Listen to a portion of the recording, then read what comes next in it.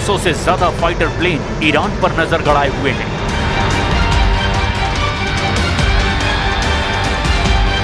पच्चीस से ज्यादा जंगी जहाज ने हॉर्मूज को घेर लिया है।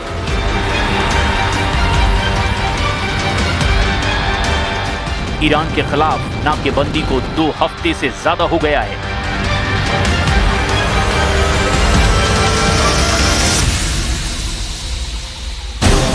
ट्रंप का तूफान, बढ़ा जंग का तापमान।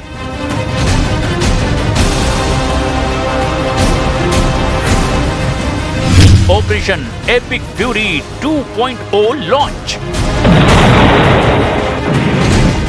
फरवरी के आखिर में जब अमेरिका ने ऑपरेशन एपिक फ्यूरी और इजराइल ने ऑपरेशन मिडनाइट हैमर लॉन्च किया तो ईरान की मिसाइल फैक्ट्रियों को निशाना बनाया। तेहरान के न्यूक्लियर साइट पर अटैक किए, खार्क द्वीप पर हमले हुए, स्ट्रेट ऑफ हॉर्मूज में नाकेबंदी हुई। ट्रंप ने कहा, हम ईरान को न्यूक्लियर हथियार नहीं बनाने देंगे, लेकिन अब बात नेगोशिएशन पर अटकी हुई है। पाकिस्तान में जेडी वेंस की अगुवाई में बातचीत फेल हो गई। ईरान ने अमेरिका की शर्तों को मानने से ही इनकार कर दिया। सवाल ये, अब आगे क्या होगा? 2 दिन में ट्रंप ने सोशल मीडिया पर 2 पोस्ट जारी किए।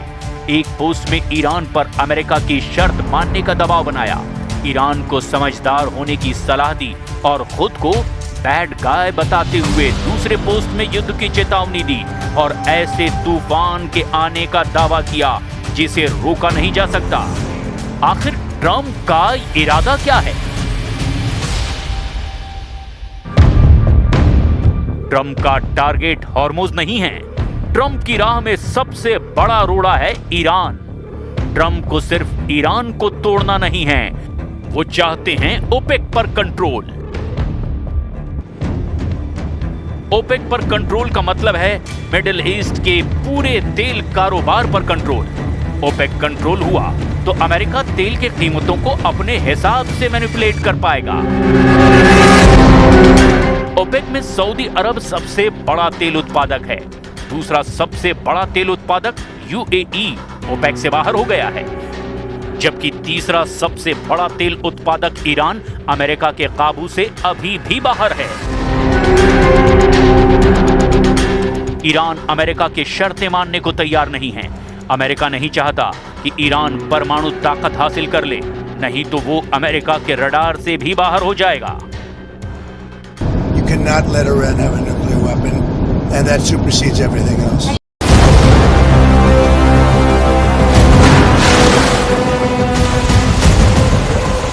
चालीस दिन की लड़ाई, तेहरान पर डील का दबाव बनाने में कामयाब नहीं होने के बाद रिपोर्ट में दावा किया गया कि अमेरिकी सेना के सेंट्रल कमांड ने ईरान के खिलाफ जंग का नया ब्लूप्रिंट तैयार किया है। अमेरिका का यह हमला कितने दिनों का होगा? क्या अमेरिका छोटा लेकिन ताकतवर हमला करेगा?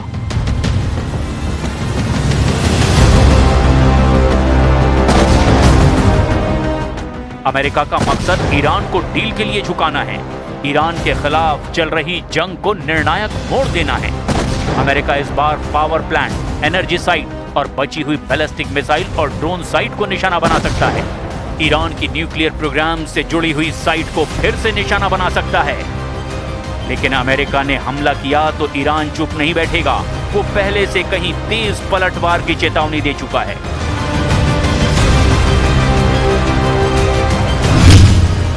ईरान युद्ध की शुरुआत से ही इलाके के देशों, खासकर खाड़ी देशों को चेतावनी देता रहा कि जीसीसी देशों पर ईरान के हमले की वजह अमेरिका की मौजूदगी है।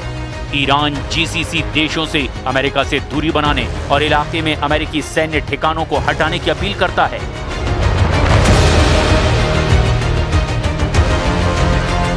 अमेरिका और ईरान में जंग का काउंटडाउन शुरू हो चुका है। अमेरिकी सेंट्रल कमांड ने ट्रंप को पूरा ब्लूप्रिंट भी दिखा दिया है, लेकिन इस बीच एक बम व्हाइट हाउस में फूटा है। अमेरिका के उपराष्ट्रपति जेडी वेंस ने रक्षा मंत्री पीट हेग्सेथ के दावों पर ही सवाल खड़े कर दिए हैं। जेडी वेंस ने पूछा कि क्या ट्रंप के सामने जंग की जो सुनहरी तस्वीर पेश की जा रही है, क्या वो सचमुच हकीकत है? और क्या पेंटागन ने अमेरिकी मिसाइल भंडारों में आई भारी कमी को कम करके दिखाया है?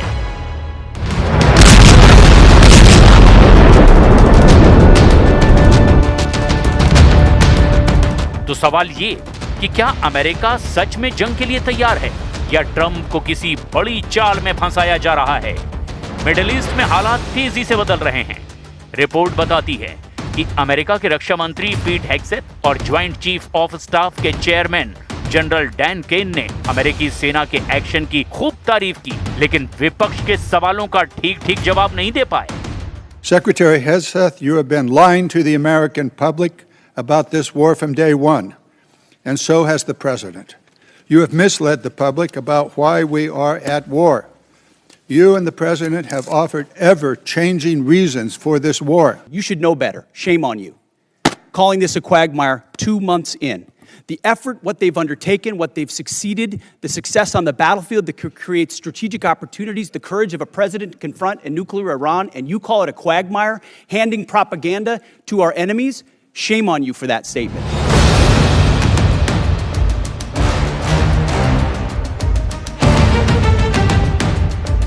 अमेरिकी सेंट्रल कमांड ईरान के खिलाफ जंग की नई तैयारी कर चुका है। उसके ब्लूप्रिंट में एयर स्ट्राइक, साइबर अटैक और नेवल ब्लॉकेट भी शामिल हैं। खाड़ी में अमेरिकी युद्धपोत तैनात हैं, फाइटर जेट हाई अलर्ट पर हैं और ईरान के खिलाफ अब सिर्फ एक ऑर्डर का इंतजार है। लेकिन जैसे जैसे हमला करीब आता दिखाई दे रहा है, वैसे वैसे अमेरिका के अंदर ही सवाल खड़े होने लगे हैं। अमेरिका के उपराष्ट्रपति जेडी वेंस ने ही बड़ा आरोप लगा दिया। मतलब साफ है कि अमेरिका के भीतर ही जंग को लेकर एक बड़ी खींचतान चल रही है। एक तरफ मिलिट्री कमांड तो दूसरी तरफ पॉलिटिकल लीडरशिप के बीच खड़े हैं डोनाल्ड ट्रंप, जिन्हें तय करना है कि जंग छेड़नी है या रोकनी है। इस बीच दावा किया जा रहा है कि ईरान ने सीज फायर के बीच अपने मिसाइल और ड्रोन ताकत को रिस्टोर कर लिया है। इस सीज फायर के बीच ही ईरान के नेता पुतिन से भी मिलाए हैं, जो कि ट्रंप की बड़ी टेंशन है।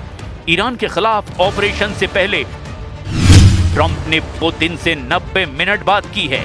इस बातचीत में दोनों के बीच ईरान और यूक्रेन को लेकर बात हुई। तो क्या ट्रंप ने ईरान पर हमले से पहले ही अब पुतिन से ऑर्डर ले लिया? क्या इस बातचीत में ईरान का न्यूक्लियर मसला तय हुआ है? क्या रूस ईरान के यूरेनियम को अपने कब्जे में लेने जा रहा है? सीज फायर के बीच पुतिन और ईरान की बढ़ती नजदीकियां अब अमेरिका के लिए नई चिंता की बात बन चुकी है। रिपोर्ट के मुताबिक ईरान ने इस दौरान अपनी मिसाइल और ड्रोन ताकत को फिर से खड़ा कर लिया है और यही वजह है कि ट्रंप ने हमले से पहले ही पुतिन से 90 मिनट तक लंबी बातचीत की है, ताकि जब अमेरिका हमले करे तो उसे परमाणु पलटवार का डर न रहे। अगर ऐसा है तो ये सिर्फ एक जंग नहीं बल्कि एक ग्लोबल पावर गेम बन गया है। लेकिन सबसे बड़ा सवाल अभी बाकी है। व्हाइट हाउस में बैठे ट्रंप क्या पूरी सच्चाई जानते हैं, या फिर उन्हें एक ऐसे प्लान की तरफ धकेला जा रहा है जिसके पीछे असली खेल कोई और खेल रहा है? क्योंकि अगर हमला हुआ तो सिर्फ ईरान ही नहीं, पूरा मिडिल ईस्ट फिर से धधकने लगेगा और उस आग में तेल, ताकत और तख्त सब कुछ दांव पर होगा। तो सवाल ये है, क्या ट्रंप जंग लड़ने जा रहे हैं या उन्हें जंग लड़ने के लिए मजबूर किया जा रहा है? क्या ये पेंटागन की रणनीति है या दुनिया की सबसे बड़ी साजिश? और सबसे बड़ा सवाल ये कि क्या हमला ईरान पर होगा या पूरी दुनिया पर उसका असर पड़ेगा?